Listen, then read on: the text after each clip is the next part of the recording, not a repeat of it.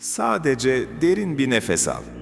Ve şu an o karanlık odada yorgun düşmüş o kalp ile sadece sesime kulak ver güzel kardeşim. Biliyorum, çok yoruldun. Aylardır, belki yıllardır omuzlarında taşıdığın o ağır yüklerin altında ezildiğini hissediyorsun. Her kapıyı çaldığını, her yolu denediğini ama hiçbir şeyin değişmediğini görüyorsun değil mi?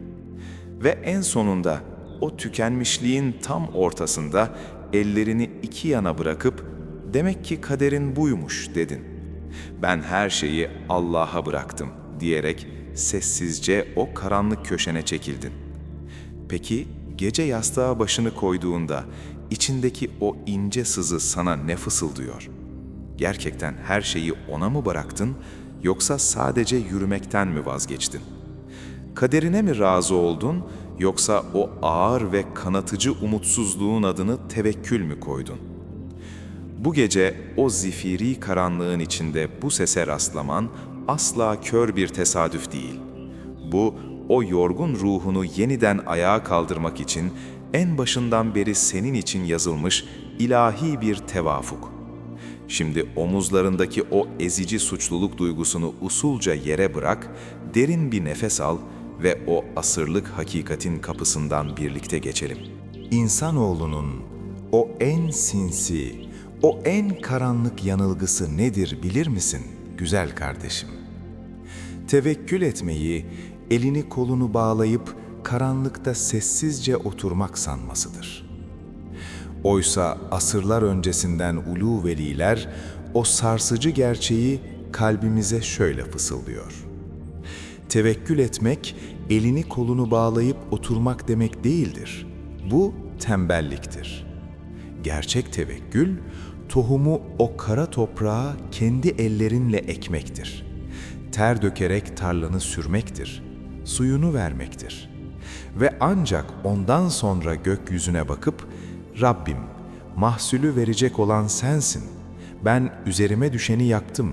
Gerisi senin sonsuz keremine kalmıştır diyebilmektir. Sen tohumu ekmeden baharı bekliyorsun güzel kardeşim.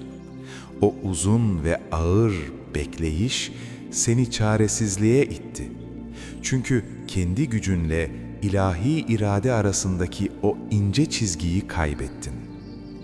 Bizler çoğu zaman sabır kelimesini de yanlış anlıyoruz. Sabır, hiçbir şey yapmadan acıya sessizce ve eylemsizce katlanmak değildir. Gerçek sabır aktiftir, dinamiktir. Her şey etrafında yıkılırken bile imanı canlı tutarak doğru olanı yapmaya devam etmektir.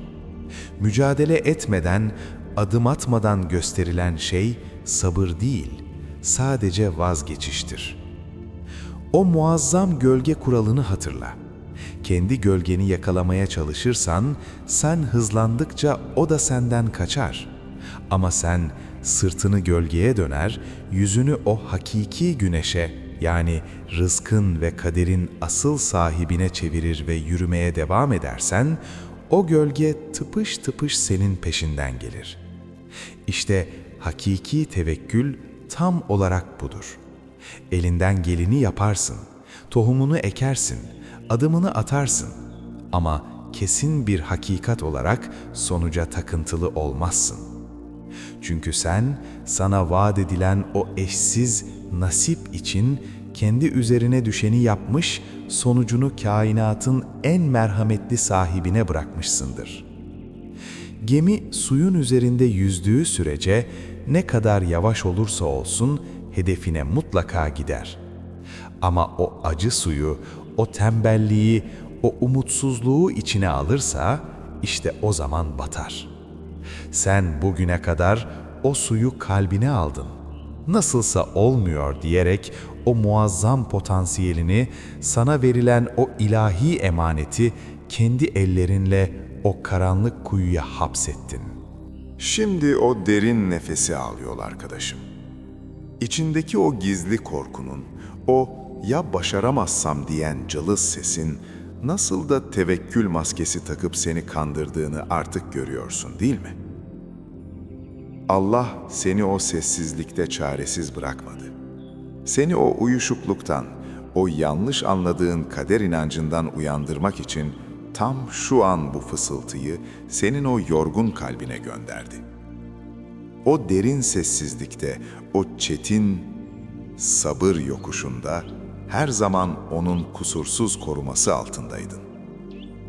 Şimdi senden o ulu dergahın kapısında, o yorgun ama tertemiz ruhunla yeniden ayağa kalkmanı istiyorum. Eylemsizliği, umutsuzluğu ve o karanlık tembelliği usulca yere bırak. Çünkü senin için asırlardır bekletilen o yüce inşirah, ancak sen ilk adımı attığında kapılarını aralayacak. Harekete geçmediğin sürece korku sana bir dev gibi görünür. Ama Bismillah deyip o ilk adımı attığında o devin bir cüceye dönüştüğünü hayretle izlersin. Şimdi usulca aşağıya, o derttaşların toplandığı o sessiz meclise in. Bugüne kadar hangi korkunu, hangi vazgeçişini kader diyerek sakladın? Hangi adımı atmaktan çekindiğin için tevekkül ettim diyerek köşene çekildin? Usulca o ağır maskeyi yüzünden çıkar ve o kırık kalp ile niyetini bize fısılda. Yorumlara in ve şu sözlerle mühürle niyetini kardeşim. Tohumumu ekiyor, Allah'a tevekkül ediyorum.